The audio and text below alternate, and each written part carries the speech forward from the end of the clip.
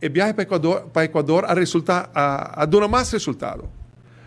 De quadro de cooperación entre gobierno y gobierno, con los que logra entre Aruba y Ecuador, ha surgido también proposición para flotas petroleras de Ecuador, FLOPEC.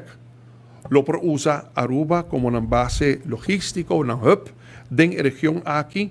Y es aquí lo está tremenda noticia para lo que trata uso de tanque, tank storage, tank farm, que nos tiene na RDA. Y lo está tremenda noticia también para la actividad marítima de nuestra región, pero también va a generar placa para compañías de logístico de un servicio barco que está anclado en los aguas territorial o que está haciendo operaciones de los aguas territorial. Y nos está sumamente optimista que el move aquí para nos convencer flotas petroleras de Ecuador, FLOPEC, para establecer su mes en Aruba y escoger Aruba como hub para la actividad en la región, algo que está llenándonos con gran optimismo.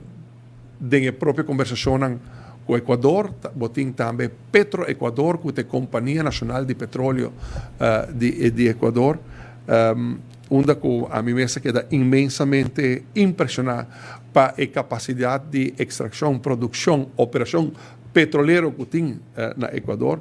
Ecuador está obviamente un país de gran desarrollo, gran progreso. El factor petrolero está un rol inmensamente grande para NAN. Y NAN obviamente tiene crudo.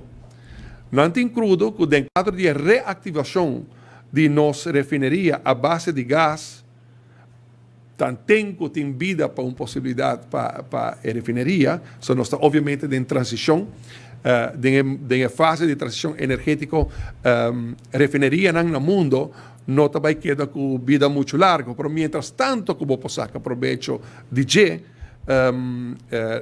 Petroecuador lo tiene posibilidad para não por así crudo disponível, crudo ecuatoriano disponível, de enquadro de nos planan para reactivar a refinería.